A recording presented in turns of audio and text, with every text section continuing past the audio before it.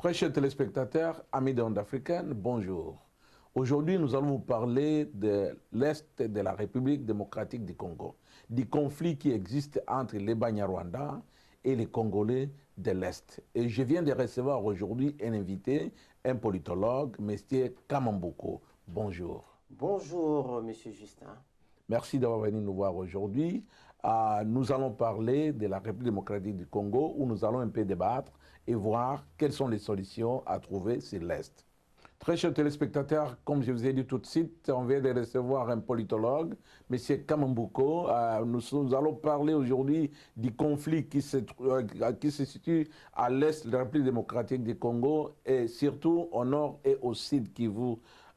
Nous avons vu, M. Kamamboko, les gens en parlent, que la guerre au nord et au sud du Kivu, c'est venu avec M. Laurent Désiré Kabila quand il est venu avec AFDL. Est-il vrai et pourquoi?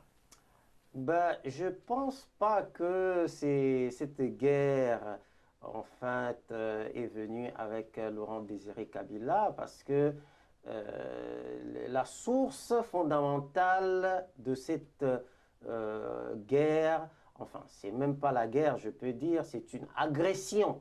Parce que, c'est-à-dire que si on met dans la logique de la guerre, c'est comme si on est en train de chercher à se battre avec eux. Non, ce sont eux qui cherchent à rentrer d'une manière non officielle, donc pour s'accaparer du territoire congolais. Alors donc c'est vraiment pas une guerre. Et je pense qu'il faudrait qu'on rectifie. Mais je ne pense pas non plus que c'est à cause de Laurent Désiré Kabila que cette histoire a commencé. Mais je voulais tout simplement essayer d'éclairer la situation du fait que la République démocratique du Congo et surtout cette partie de l'Est est une partie paradisiaque. C'est-à-dire, je ne sais pas s'il y a une seule partie du territoire au monde qui se met dans cette proportion ou dans cette hauteur sur le plan des minéraux stratégiques et de la beauté de la nature, et j'en passe. Donc il faut y aller pour y vivre. Comme ça, vous allez comprendre pourquoi est-ce que on veut tant éliminer toute la population de l'Est de la République démocratique du Congo. Pourquoi il y a eu conflit en République démocratique du Congo entre les Rwandais et l'Ouganda qui ont commencé la guerre au Congo, dans la terre congolaise? Je pense que si le Rwanda et l'Ouganda sont venus faire une incursion dans la République démocratique du Congo, c'est tout simplement pour les intérêts économiques. C'est-à-dire qu'ils veulent avoir de la terre, et de la terre riche, bien entendu, parce que l'Est de la République, là où ils sont en contact frontalier avec la République démocratique du Congo, regorge des énormes richesses de minéraux stratégiques. Il y a donc de l'or, du cobalt, du pétrole, du gaz, et ainsi que de la beauté naturelle, parce qu'il y a des grands parcs d'attractions naturelles. Il y a des animaux de toutes bords. Donc, c'est vraiment un gigantesque paradis terrestre. Donc, c'est pour cela qu'ils veulent tout de même s'accaparer de ces territoires, parce que ça sera source de plein de bonheur. Hein, quand on parle de paradis, les gens rêvent de choses, mais en fait, le paradis terrestre dont on parle, si on peut en parler, eh ben, c'est le Nord Kivu, c'est la République démocratique du Congo, surtout sur cette partie-là. Pourquoi les autochtones réclament qu'ils sont envahis par les pays étrangers? Quand on parle de pays étrangers, nous voyons l'Ouganda, nous voyons les Rwandais, nous voyons aussi les Burundis de l'autre côté. Oui, effectivement, vous pensez, c'est vrai que les autochtones peuvent réclamer cela, mais si on essaye de faire une comparaison sur le plan de l'étendue du territoire, ainsi que même sur les habitants, nous pouvons comprendre que ce petit pays qui sont autour ne peuvent pas faire front avec la République démocratique du Congo. Et néanmoins, c'est parce que tout simplement, nous devrons renvoyer les choses en plus en profondeur que ça. Très chers téléspectateurs, nous allons prendre une pause et on vous revient dans quelques minutes. Africa, my queen, Africa, you are my hope, Africa, my strength, Africa, I'm crying. Très chers téléspectateurs, nous revenons de notre pause. Monsieur Kamambouko nous expliquait pourquoi les Rwandais et l'Ouganda est considérés comme les agresseurs de la République démocratique du Congo. Je me souviens quand Laurent Désiré Kabila est arrivé au pouvoir, il est venu avec AFDL et il y avait des pactes qu'ils ont signés avec les Rwandais, qu'ils ont donné au Rwanda à presque 300 km ou des pays voisins. Est-ce que c'est ce que nous vivons aujourd'hui? Oui, entre autres, oui, c'est vrai, ça en fait partie. Mais même quand on signe des contrats et que ces contrats-là sont des contrats mafieux, des Lyonnais, ou que ce soit des contrats qui ne vous bénéficient pas, je crois qu'on a le droit de faire la rupture. Hein? Donc je crois que Monsieur Laurent Désiré Kabila a voulu renverser la situation, mais il avait compris aussi que ce n'était pas vraiment l'effet seulement de renverser la situation qui incombait pour la liberté de la République démocratique du Congo. Ça va beaucoup plus en profondeur que ça. Et donc c'est pour cela que nous devrons étayer clairement les objectifs de ces incursions, de ces invasions, de ces intrus, que ça a une source beaucoup plus profonde que ça. C'est-à-dire que la République démocratique du Congo est un pays sous le contrat de l'acte de Berlin. Hein? Et ces gens qui ont fait cet acte de Berlin n'ont pas été satisfaits du fait que les pays africains ont été devenus indépendants. Et voilà maintenant pour continuer à chercher à faire la mainmise, parce que je ne crois pas qu'un homme qui est mature peut se battre avec des enfants.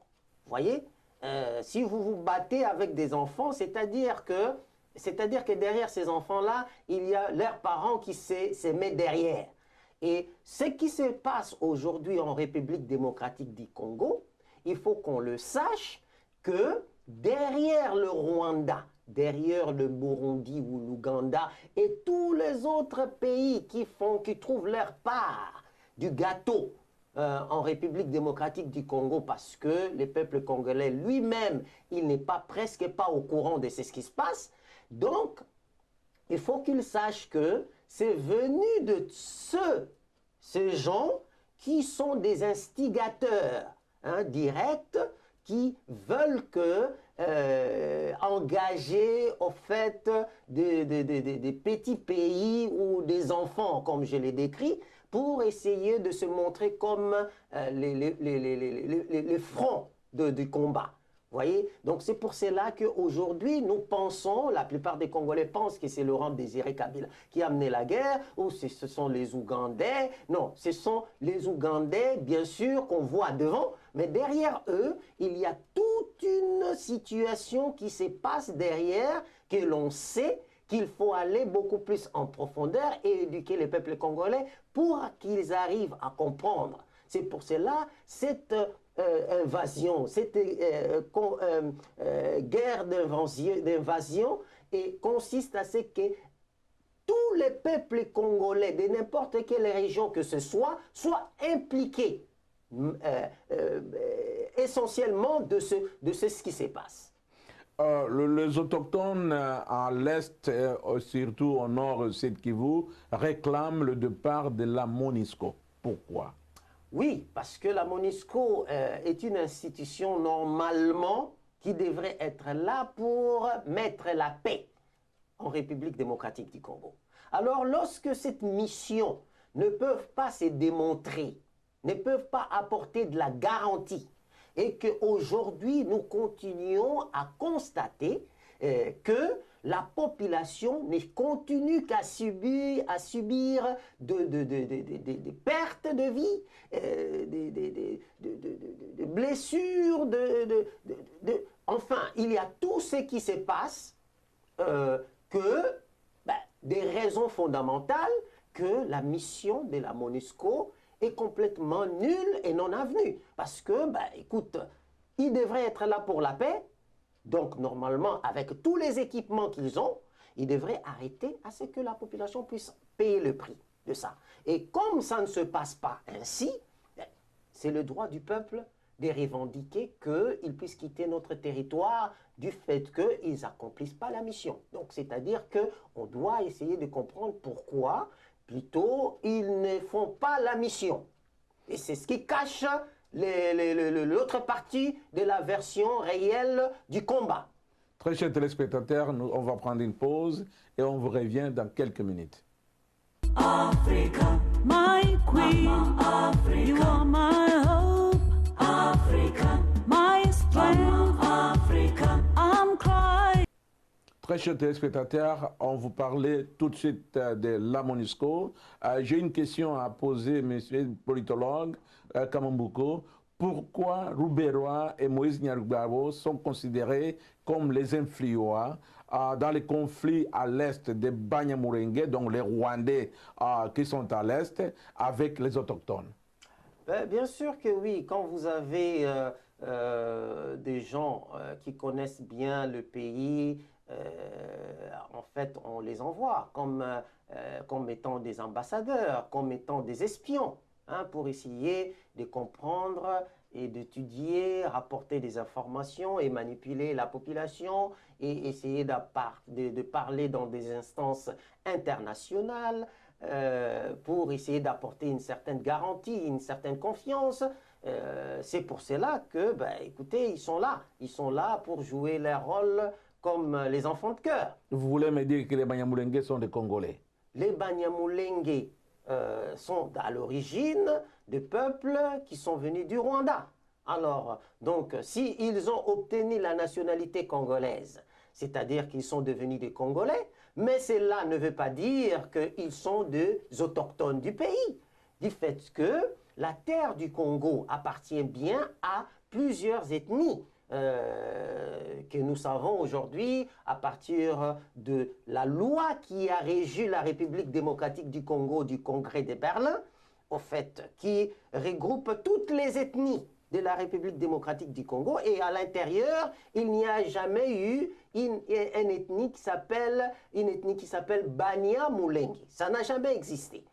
Donc, par conséquent, s'il peut se réclamer étant comme des Congolais, nous pouvons savoir, parce qu'il y a des Congolais qui deviennent des Français, des Canadiens, des Britanniques. Mais si vous êtes citoyen britannique, vous n'êtes pas écossais, vous n'êtes pas de Welsh, ou vous n'êtes pas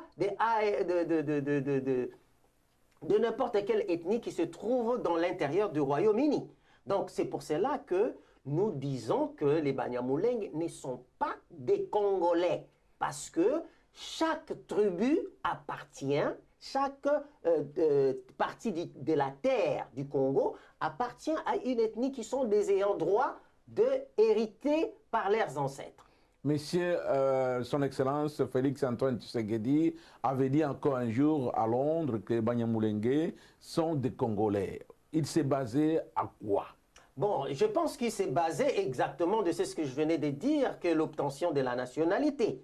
Donc, c'est-à-dire qu'ils sont des citoyens congolais parce qu'ils ont rempli les conditions des normes pour devenir des nationaux du Congo. Il y a des Libanais qui sont congolais. Il y a des Sénégalais qui sont des Congolais aujourd'hui. Mais cela ne veut pas dire qu'ils sont des Babembe, ils sont des Bafulero, ou ils sont des Bamouchi, ou ils sont des Balubakat, ou ils sont des Bakongo, ou bien ils sont des Mbaka.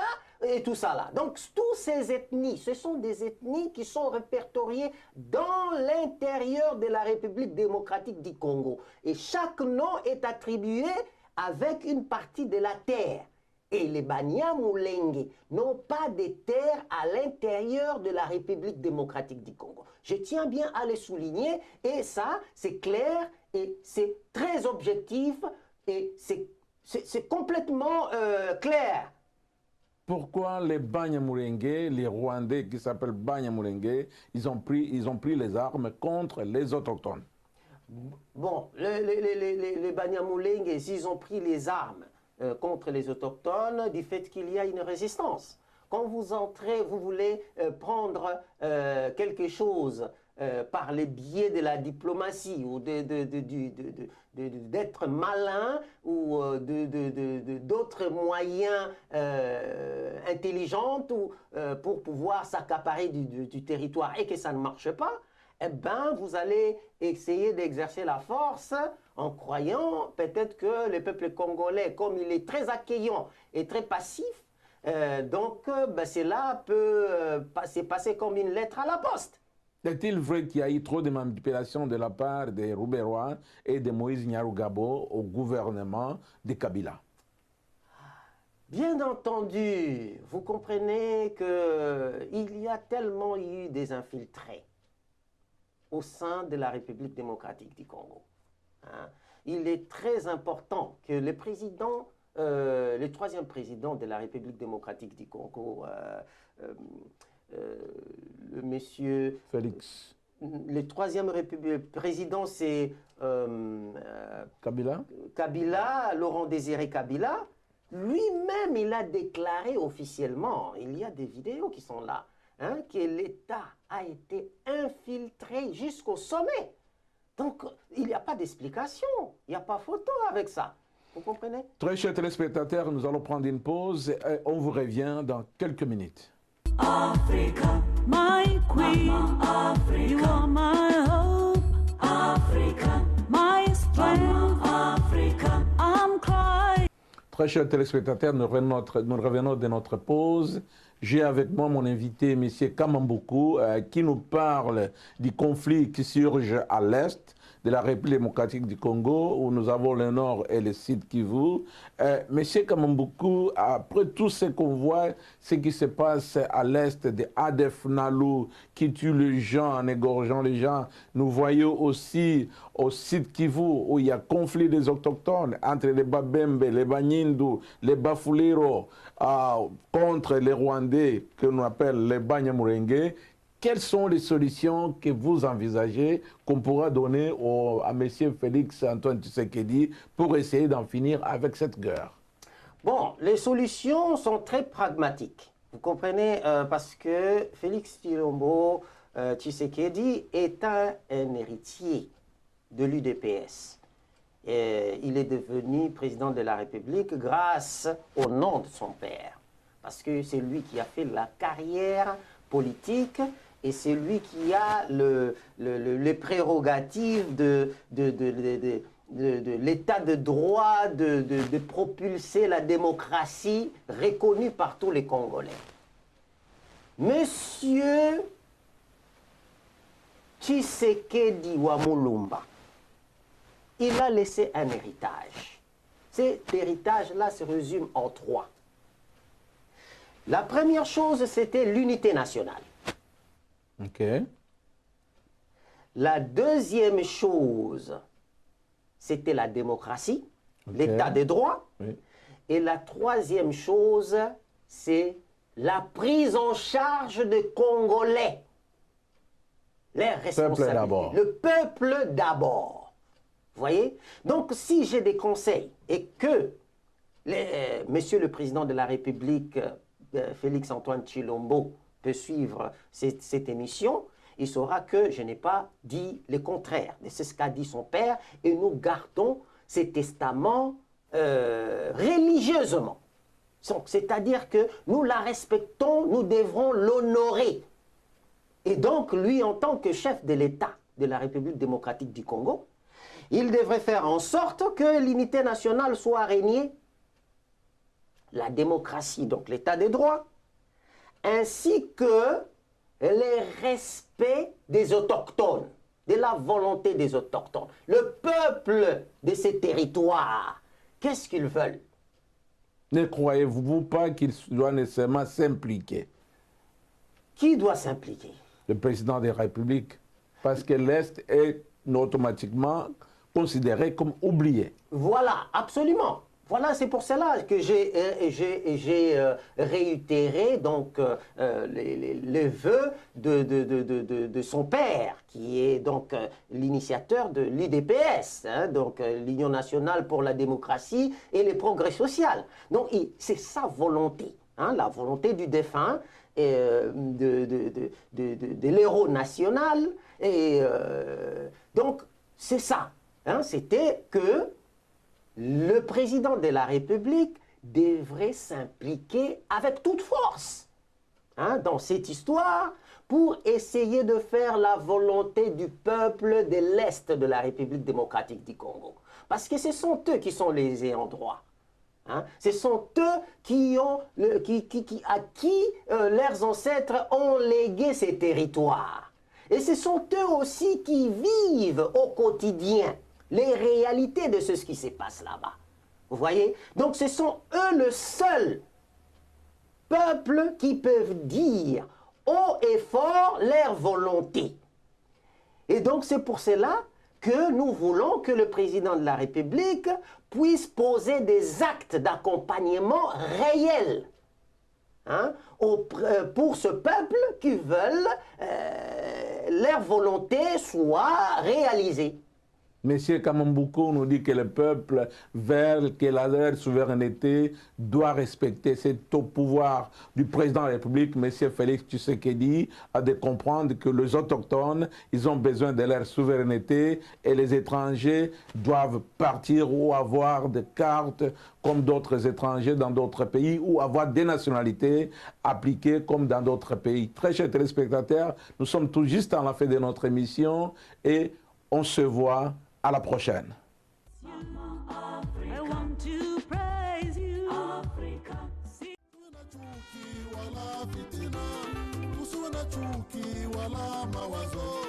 Asili Afrika, nimsama. Asili Afrika, nimsama. Nimsama, atusonge mbele. Nimsama, atusonge mbele. Asili Afrika, nimsama. Nimsama, atu